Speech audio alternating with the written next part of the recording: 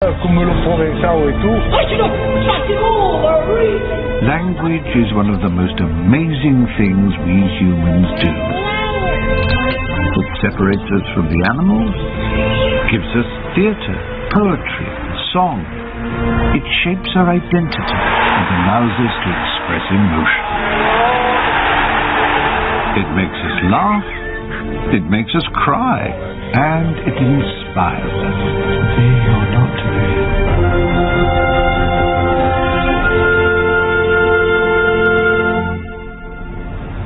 When language reaches its highest state, we give it a name that's terrifying and irritating to some: literature. In this form, it gives us voice, personality, and history. All literature does, really, is tell our story, and how to do it justice in 1 hour. This program isn't about literary criticism or deciding who makes it or who is left out of the great pantheon, nor is it about history. So it's just going to be a very personal journey, and probably you'll disagree with my taste, which is fine, because there's really no right or wrong here. What I'm going to try and explain to you is why certain writing makes me shiver with excitement, and why some makes me want to bury my head in my hands. But more of them later. First, let's just step back and see how it all began.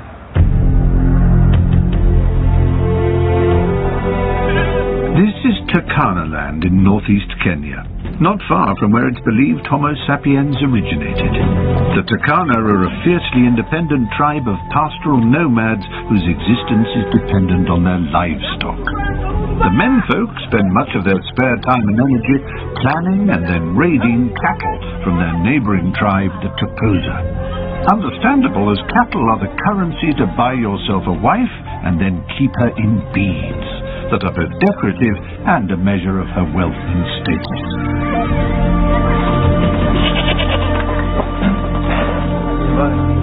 Akarna to kanaka iyang mo Jacob. Ito ncho to ngalu. Ato purne taji kana tanana to. Woi, beng mo gbere. Beng mo gbere. Beng mo gbere. Ato ti ni bina tonan.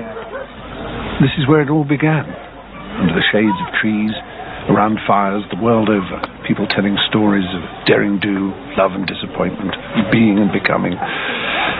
Here, I'm listening to an extraordinary tale of how the people went on a raid against their wily opponents, the Toposa, and stole off their cattle. May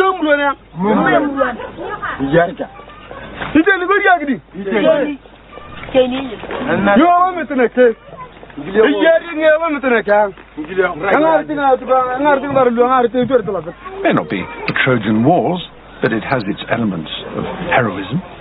Of course, they could just as easily be telling stories like how the stars got their shine, or why camels have bad breath. There are many, many stories, but supposedly only 7 real plots.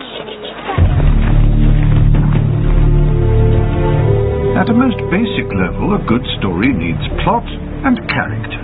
So let's deal with plot first. According to some, they boil down to just these: the quest, rags to riches, comedy, tragedy, rebirth, overcoming the monster, voyage and return.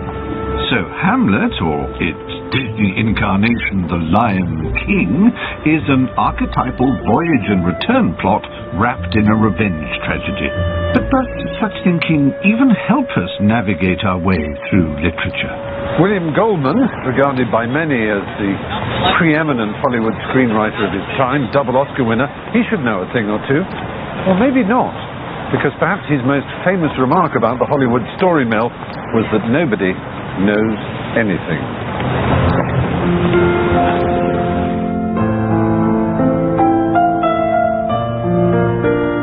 The story itself, I suppose, depends on something human. It depends on caring about one or a group of characters, or about some sort of principle like revenge or a quest. I mean, is there any truth in this whole idea that there are basically only, 7 plots? No, I don't think so. I think basically,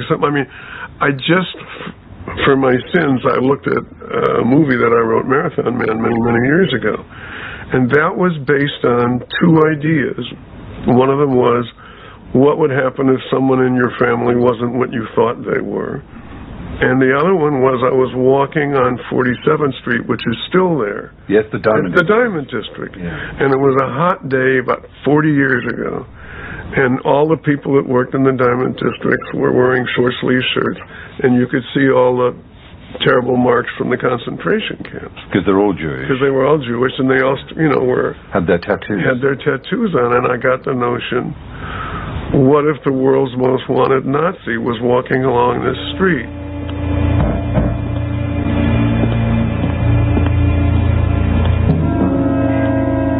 And then I realized, I couldn't figure out why he came. And then because I'm very good on story, I realized he was coming because he needed heart surgery. And then I thought, asshole, what kind of a villain is he if he needs heart surgery? Yes. So ultimately I came up with the notion of the diamonds years later, and that was, thank God for Laurence Olivier.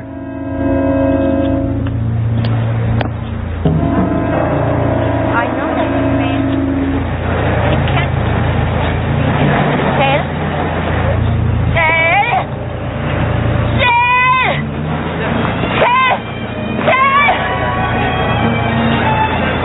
My God! Stop him!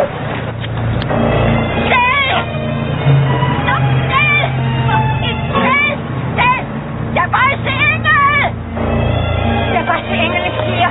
Oh my God! Stop him! Stop him! Der weiße Engel! And that scene still works. Oh, it does. The Weiße Engel. So, is the secret, if I can squeeze the secret out of it, is don't try and second-guess the genre that's most popular at the time. Don't try and conform to some apparent rule of storytelling. Go with your gut about... You've got to try and find something that you can make play. For example, in all the years I've been doing this, I've never done a special effects movie. You know, when people are saying, they're up in a spaceship and Urka comes in. I can't write that shit. Other people can, but I can't. And what you have to try and do is you have to try and figure out some way to make something work that you have confidence in when you're writing it.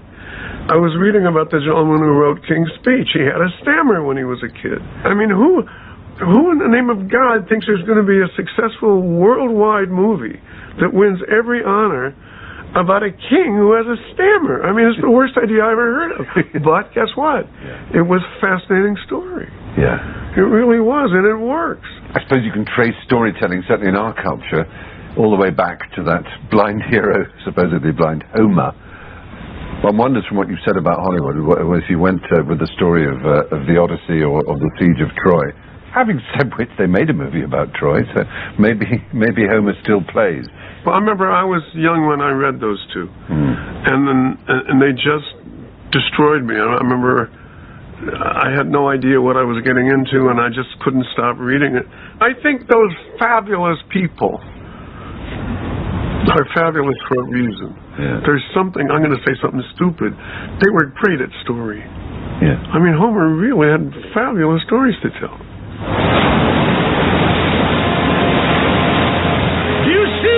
You gods of sea and sky, I conquered Troy! Me, Odysseus, a mortal man of flesh and blood and bone and mind!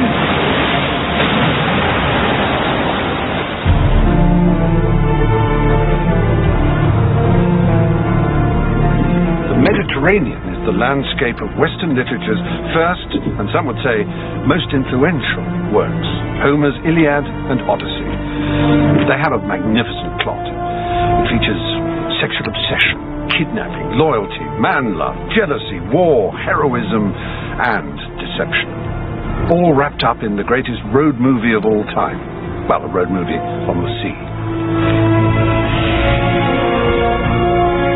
The Odyssey recounts the exploits and adventures of the Greek general Odysseus, Ulysses in the Roman version of the story, as he tries to get home after the Trojan Wars. It is filled with fabulous encounters, whether with the Cyclops, Circe, the archetypal femme fatale, or adrift on drug-induced happiness with the Lotus Eaters. Homer's genius was to create vivid archetypal scenes that transcended time and place. The Sirens episode is only a few paragraphs long, yet it has become embedded in our collective memory. On his way home, Odysseus has to pass the fabled rocks where the Sirens live. No one has ever lived to tell the tale of what it is the sirens sing, as their song is so powerful it lures men to their death. But Odysseus is intent on hearing it and surviving. I took a large round of wax, cut it up small with my sword, and kneaded the pieces with all the strength of my fingers. I took each of my men in turn and plugged their ears with it. They then made me a prisoner on my ship by binding me hand and foot, standing me up by the step of the mast and tying the rope's ends to the mast itself. We made good progress, and had just come within call of the shore when the sirens became aware that a ship was swiftly bearing down upon them and broke into their liquid song. "Draw near," they sang, "illustrious Odysseus, flower of Achaean chivalry, and bring your ship to rest so that you may hear our voices." Lovely voices came to me across the water, and my heart was filled with such a longing to listen that with nod and frown I signed to my men to set me free. But they swung forward to their oars and rowed ahead. However, when they had rowed past the sirens, and we could no longer hear their voices and the burden of their song, my good companions were quick to clear their ears of the wax I'd used to stop them and to free me from my shackles.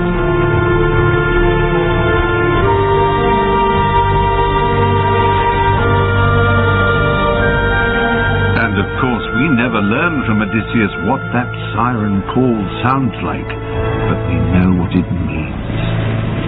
2 millennia later, James Joyce reinvented that scene, and indeed the whole plot of Homer in his masterpiece, Ulysses. Look at that pair acting up again. Homer's Odysseus is reincarnated as a Jewish Dubliner, Leopold Bloom, whose contemporary encounter with the sirens was considered in its day deeply shocking.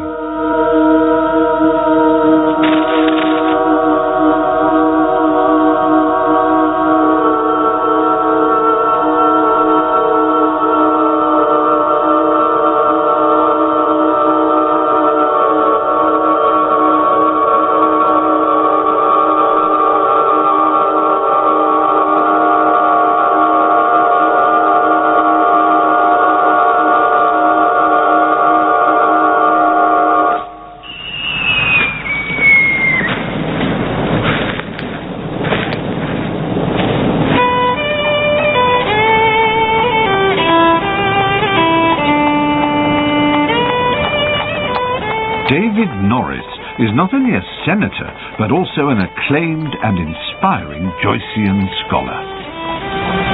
I suppose the genius of the book is that he managed to find in a single day in Dublin, Joyce, examples of Odysseus's adventures in the Homeric epic, like the sirens, the escape from Polyphemus, Circe. He found a modern equivalent. It's a tour de force of writing that has since never been matched, I don't think, has it?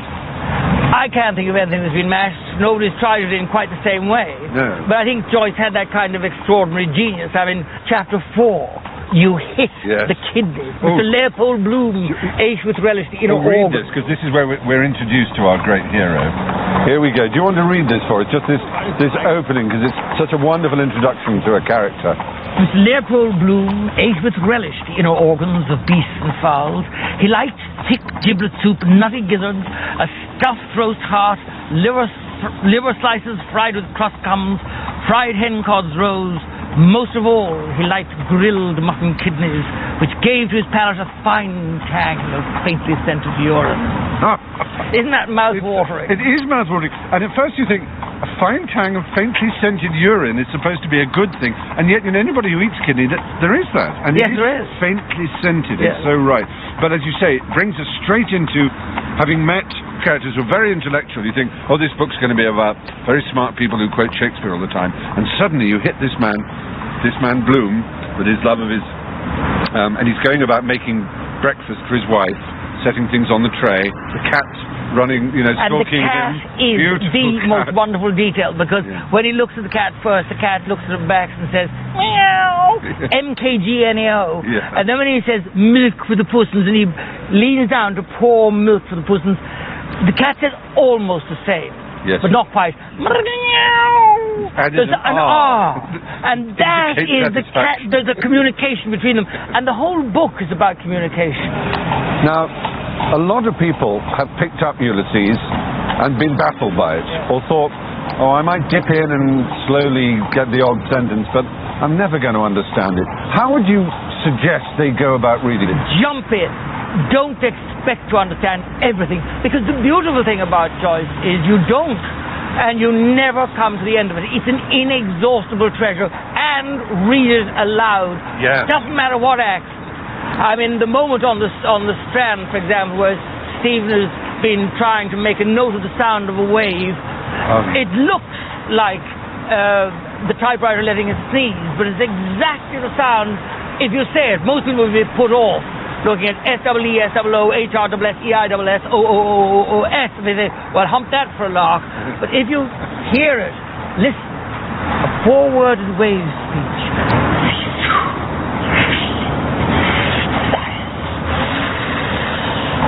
It's exactly the sound of a wave. And Joyce does that all the way through.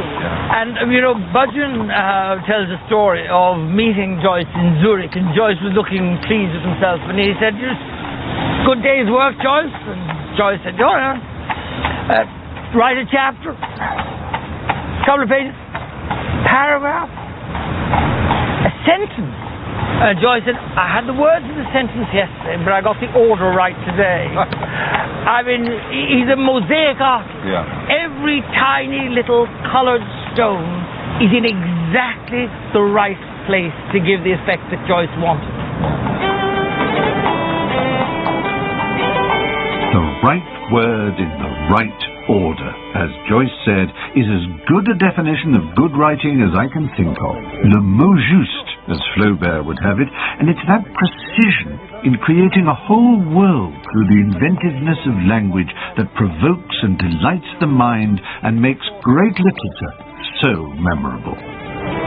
Joyce had this extraordinary ear for the musicality of Dublin language. I mean, things like a word like how and ever. So, how and ever. I mean, you can just see the way the body fits into that. Or when Bloom is being attacked in the Citizen episode, and Tar shouts out, "Hey, mister, your fly is open, mister." And that second mister is the perfect pointing and resolution of the line melodically. And Joyce could hear that. He had that kind of ear, didn't he? Yes, and every kind of Dublin saying, like that he'd suck whiskey off a sore leg. These ones, Joyce kind of almost collected these things. And I often think that subsequent writers must have thought it was terribly unfair competition, because Joyce was so terribly greedy. Yes, he was. Left He was a almost hoarder. nothing behind for other people. A hoarder of linguistic treasure. Oh, look, here we are. Is this lamb's kidneys? It is indeed. Fantastic. And a nice bit of gorgonzola. And are they faintly scented with urine? A glass of burgundy. And a glass of burgundy would be lovely, thank you. So we're now going to have a proper Bloom feast, because he comes in and that's what he has, gorgonzola. Yes, it is. Gorgonzola and good red burgundy wine. I think he calls it the feety savour of green cheese, doesn't he? Feety. Shall we see if there's a faint scent of urine? Well, I think we will, yeah. And I wasn't going to, but the smell is so delicious. It is good, isn't it? Here we are. Lovely. The question. How does that sound in French? How does that go? Être ou ne pas être, là est la question. There's different theories. Actually, Daniel Nizgish believes that it's not to be or not to be. That is the question for him. He believes it's to be or not to be. That is the question. 北京电视台纪实高清频道，用心记录世界。 Ulysses was the book I chose as my desert island disc. It's one I can go back to again and again, and not only for the sheer joy of his language, but also the humanity of his flawed and unheroic characters. Joyce's books only sell thousands, but one of his contemporaries sells hundreds of millions. Jackson is also known as a schlock horror director, where plot is all, and I wonder if, like me, he shares my unabashed love for the master of the genre, Stephen King. As you say, I think he's one of the great storytellers of our time, of any time, really. And partly because he is so obsessed with storytelling. That's right. The other thing about Stephen King, which I think is fantastic, is that I don't think he ever invents a character. Every single character he writes about, and these are good and bad, they're sane and they're insane, are an element of him. That he's not afraid to dig into the dark depths of his worst imagination and create a character out of that. So he literally mines what he considers the most evil part of himself, and he creates an absolute psychopath. But you know it's coming from a real place. Whereas you get somebody who says, "Now I'm going to write the most evil psychopath in the world," and they kind of make stuff up. And you read it, and it might be horrifying, but you're not connecting with it because you don't recognize any of it. I agree.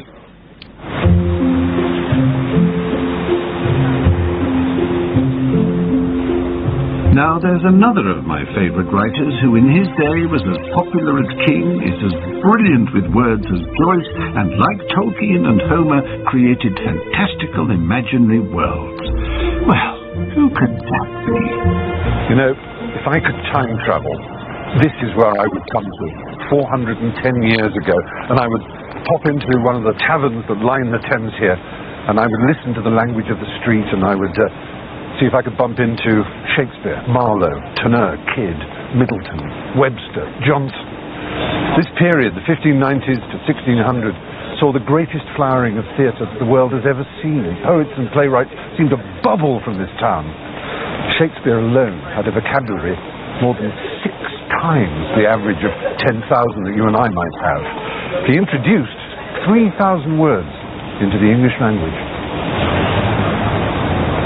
What distinguishes Shakespeare from all his colleagues, aside from his prodigious output, was his concentration on character, often at the expense of plot, which he was content to lift from others.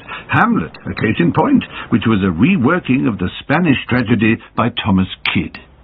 Oh, that this too solid flesh would melt, thaw, and resolve itself into a dew. Or that the everlasting had not fixed his cannon against self-slaughter. Oh, God, God. It was a radical exploration of a single human soul in a way that hadn't been done before either. But there hadn't been that type of navel-gazing, soul-searching type of hero. It was much more objective, as you called it, whereas Hamlet suddenly does something which nobody had ever seen before, I don't think, in quite such an extent. To find it right at that moment. That might be all he'd say. Yes. That's the question. Now, if you pause too long there, as I did once in Pittsburgh, and there was a person sitting, a little old lady, and her husband sitting right. Yeah, no, I came up right next to her in my pajamas, all like tearful, and cry. I said, "To be or not to be?" And then I thought for a moment, what does that mean? And she's turned to her husband and said, "That is the question." And very touching. And he woke up, I think, and so everyone heard it and laughed a bit, but I was able to say, "That is the question." Oh right, you sort of joined in her thing. Yeah, you affirmed. That is the question. You're right. It was a wonderful moment eventually. Actually, that is the question. Bloody constraint. For if you hide the crown, even in your hearts, there will he rake for it. Therefore, of course, most of Shakespeare's language is not as simple as to be or not to be, and many people are, alas, put off for good. If requiring fail, he will compel. This is his claim, his threatening, and my message. What is your feeling about Shakespearean language? Have you always found it a simple and straightforward matter to engage with the verse? Because sometimes it's difficult. It does take a bit of unpicking in terms of just meaning sometimes. Well, I get sometimes very upset the way he's caned. And then people say, well, his language. Language? He has invented our language. He's so ultra-modern. He's so accessible. There is a power in the verse. Opera muse of fire that would ascend the brightest heaven of invention, a kingdom for the stage, princes to act, and monarchs to behold the swelling scene. Then should the sweet have a bounce and a power. And so Shakespeare has a reality. For God's sake! Here's a line from Shakespeare. Light thickens. Light thickens. Where did that come from?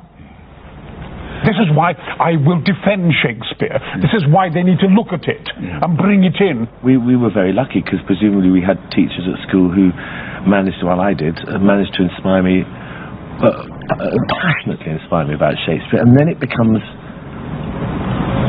completely compulsory. I'm afraid I am a little fearful that our education system makes it very frightening and off-putting to people who, like me, who couldn't speak till I was 7 years old, couldn't be understood by anyone. I spoke so fast. I speak fast still now, and maybe I still can't be understood. But I had to have elocution lessons to slow me down. Yeah, me too. I had the same thing. Sent to rooms with two-way mirrors and made to speak with other kids who couldn't speak. And learning this stuff by heart and speaking it was the first time that I was able to express all kinds of things in front of people that I couldn't. My mind just went too fast. I think in the final analysis, he is. We've got our author. The Blue Planet has its author. And it is Shakespeare, William Shakespeare. I count myself exceedingly lucky to have been given English as my mother tongue. There's no doubt that Flaubert, Tolstoy, Goethe, and any number of other writers are immense talents. But yes, Shakespeare is our planet's author. And I'm not talking jingoism here. He just covers all the bases. Over at the Comédie Française in Paris, they of course revere their literary giants, Racine, Molière, Corneille, Marivaux, but did they also recognize Shakespeare as the master? Guillaume Gallienne is France's foremost classical actor and has played Shakespeare along with Molière and the rest. What does he make of Hamlet's most famous soliloquy? Theatre is to be or not to be. How does that sound in French? How does that go? Être ou ne pas être, là est la question. There's different theories. Actually, Daniel Misgish believes that it's not to be or not to be. That is the question for him. He believes it's to be or not to be. That is the question. Whoa! This is an example of what you're saying about the reinterpretation that French allows it. Well, it still englobes what's suggested in the first version, but it brings it somewhere else also. Do you think there's a freedom that you can have if it's in another language? You can translate it in. It may not have the richness of the original English, but that you can just let go of having to pronounce every syllable and give it a... I'm not so sure. No. I still prefer Shakespeare in English. You do, yeah. I learn a lot from how... when you know how to act Shakespeare, I think you can act anything. If I were to put to you an absurd question that if either Molière or Shakespeare had to be expunged from the cultural pantheon, they'd no longer existed. I would keep Shakespeare by far. Oh, really? Yeah. Yeah. Yeah. It's richer for me. Shakespeare, you can reckon yourself in something human, in quality or defect, but it's higher. It goes higher. It goes far away for me. Yeah. It makes me travel much more. Yeah.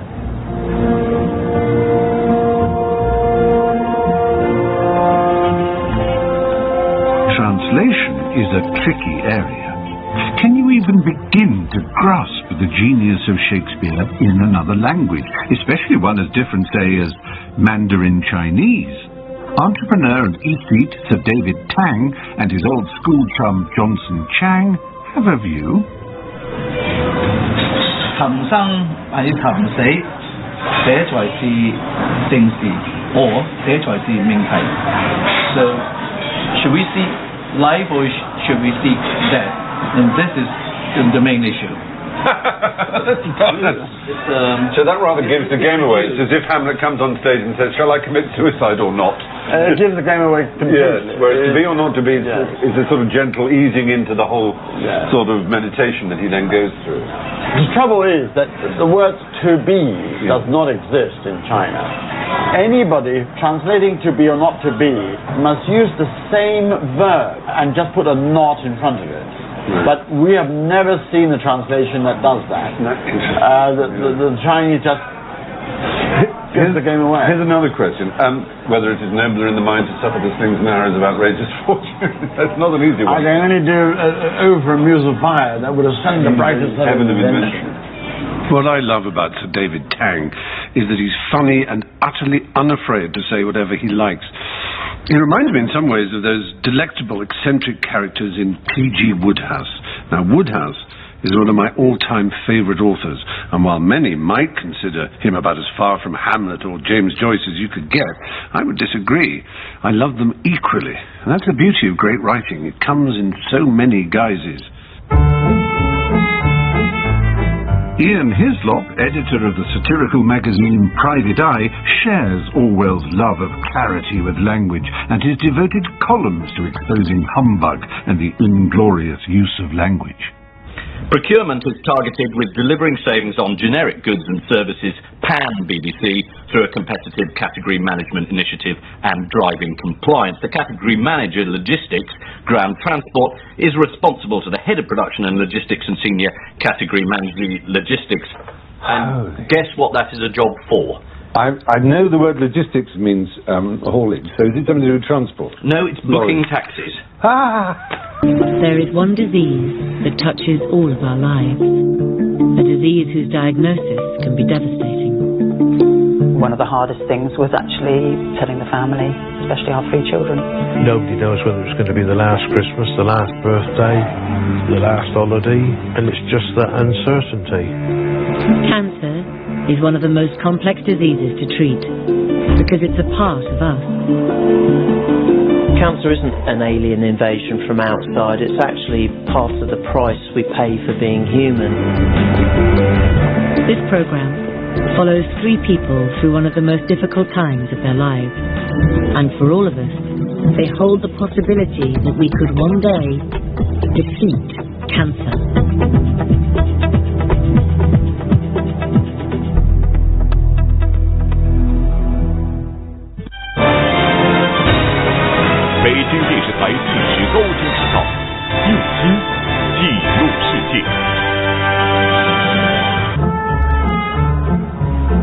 One of the best biographies of P.G. Wodehouse ever written is by Robert McCrum, so it gave me great pleasure to catch up with him and have a conversation about our beloved author.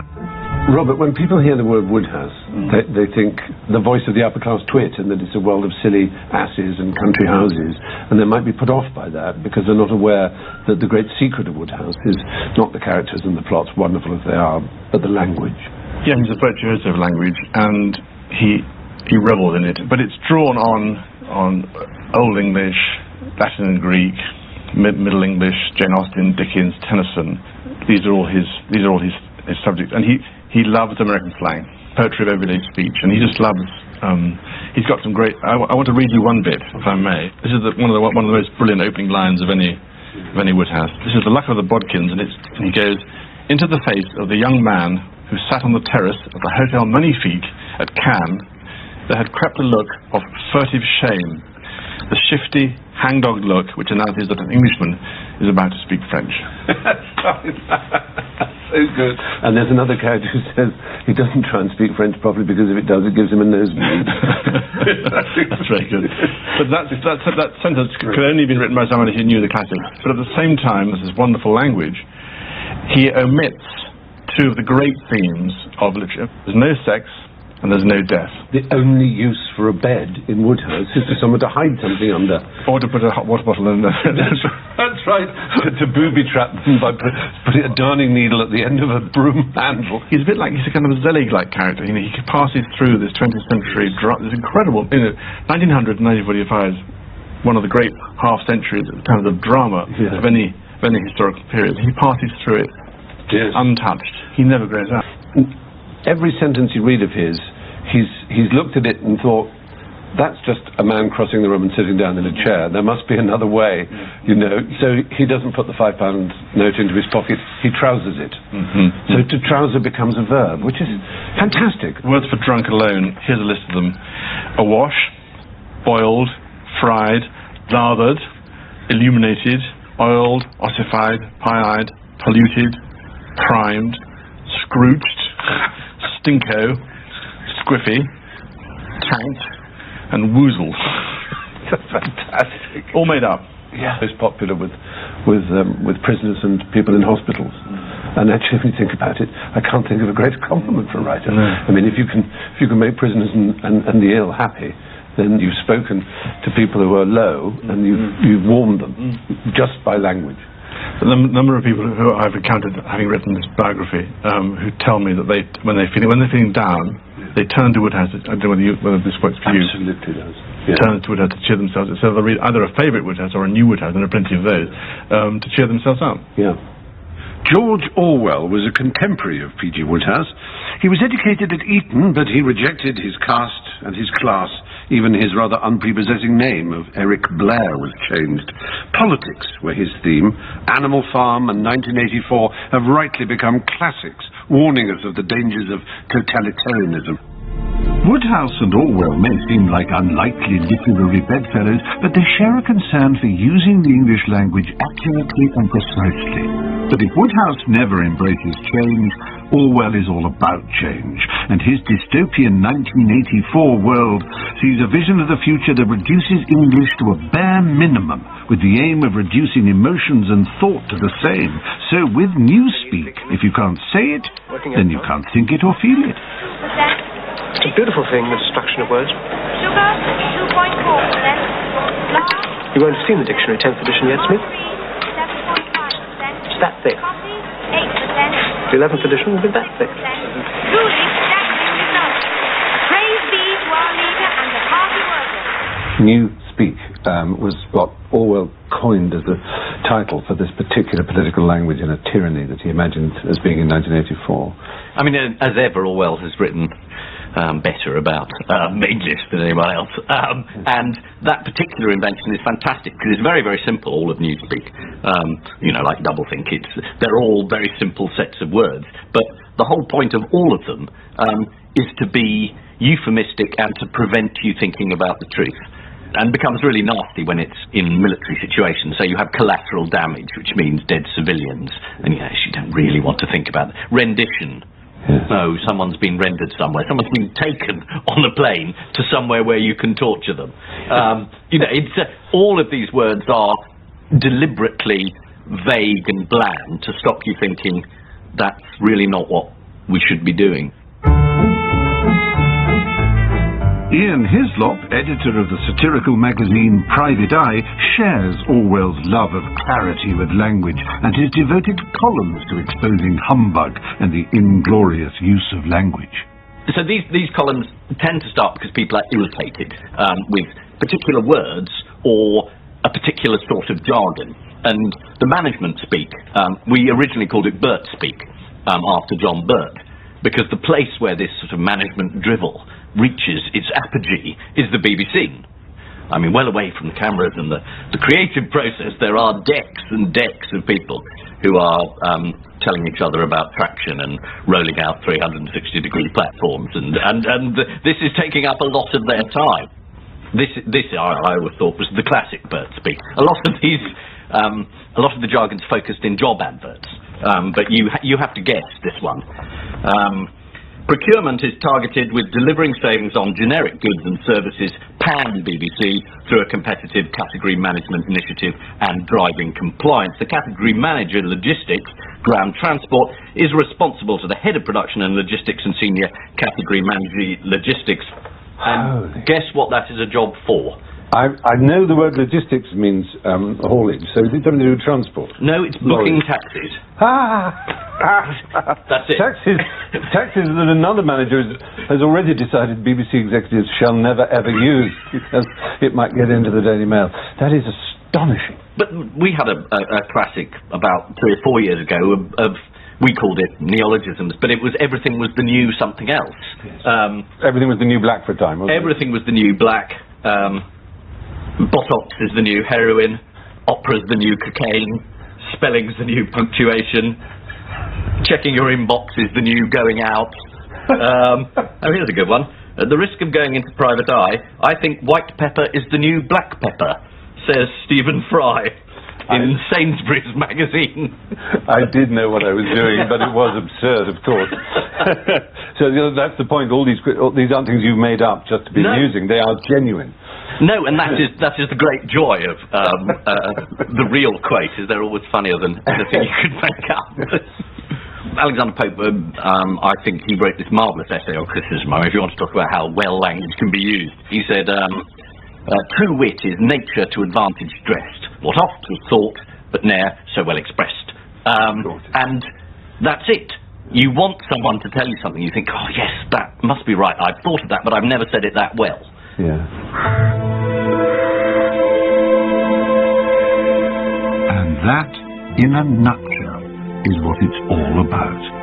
It's why we turn to the poets in times of love, death, joy and grief. They just do it better than anyone else. He was my north, my south, my east, my west, my working week, my Sunday best, my noon, my midnight, my talk, my song. I thought that love could last forever, but I was wrong. The stars are not needed now. Put them out, every one. Pack up the moon, dismantle the sun. Pour away the oceans, sweep up the woods, and nothing now can ever come to any good.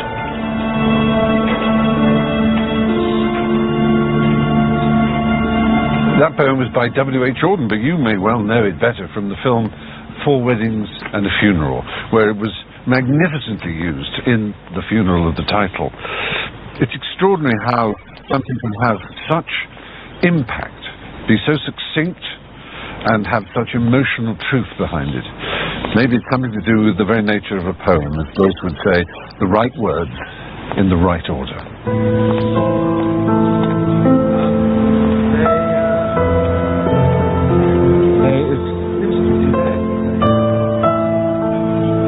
Richard Curtis, old friend, creator of Blackadder, and of course writer of the most successful rom-coms of our generation, from Notting Hill, Love Actually, and of course 4 Weddings and that now famous Funeral. Not really. I mean, tragically in my life, in every film I've ever done, the actual single best moment in the film has nothing to do with me. It's always the case. Why did you choose that poem? And secondly, were you astonished by that response? Yeah, I mean, I chose the poem because I didn't feel up to the job. Right, I see. Writing a moving funeral, so I thought I'd better leave it to a better man. But also, I mean, the fact that I knew it was in a funny way, because I'd always been told I should study Auden and love Auden, and I didn't understand most of his poems. Right. And I remember being very thrilled when I came across that one. And I think it's no coincidence that it's in fact, as you say, called Funeral Blues, and it's in fact a lyric. Yes. It was meant to be sung. Right. And that sort of is probably for me quite symptomatic of the fact that I've got a great passion about lyrics in a way more than poems. It's become the thing for funerals, hasn't it? For music to be chosen, songs to be chosen. I mean, there are ones that are cliches, but one shouldn't mock them, you know. I did it my way, and je ne regrette rien. Angels, I believe, is number 1 at funerals these days. They do have top 10 lists, don't they? I heard someone had Countdown playing when his coffin went through the curtains. Another way of doing it. But still, people read poems. There are a few, but you feel that actually lyrics have more, I won't say more power, but that they do the job better, they can express emotion that everybody can understand. Is that the... I don't know. I mean, I think the things about poems is people don't have as passionate access to them now as they did. I mean, people were apparently outraged by the work of Byron, and people knew about it, and they were more famous. And the thing is, it's hard for a poem to break through, and I think perhaps what happened on the 4 Weddings one was it was a rare example of a poem being put out to enough people to get a passionate reaction. And of course, poems are often perfect, word for word. Pop lyrics are often not perfect, but they are known by so many people, and they've got the passion and perfection of the music behind them. You know, there also are geniuses working in the world of pop lyrics now. Paul Simon, has written some very extraordinary things. The Boxer is very extraordinary. Every day I think of that line, a man hears what he wants to hear and disregards the rest. As you go through life and realize people are only hearing a bit of what you say because it's the bit that suits them. It's part of the fabric of your life now. Now, if you pick a poem, it may be the first time someone's heard it, they've got to piece it together. Yes. Whereas if you have a song by Coldplay called Fix You, and you can't do much better than I Will Try to Fix You after terrible sorrows occurred. It's got a tremendous potency, and the fact that the lyrics may not be as well crafted, the compensation of the beauty of the tune is enough to turn it back into something deeper. And I suppose there's a feeling that you and your whole generation heard that song together, so it has a sort of binding effect. Yeah, you know, if you've stood in a stadium with 45,000 other people who know those words, they become it's a Nuremberg rally from top.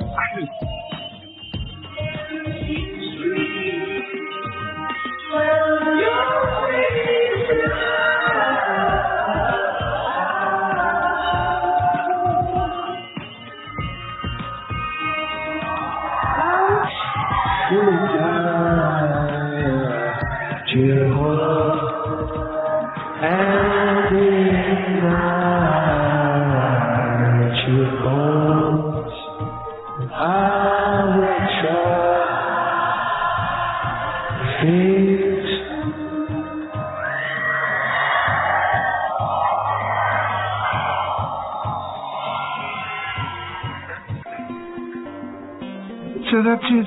There really are no rules. There is no right and wrong as to what makes good or bad writing, and all I can urge you to do is to read, and read some more, for therein dwells the story of us all. Much of our extraordinary ability with and delight in language has ended up here, on the page, recorded forever, for us and for our ancestors.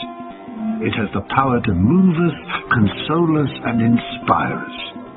Without doubt, it is our species' supreme achievement. It is our glory.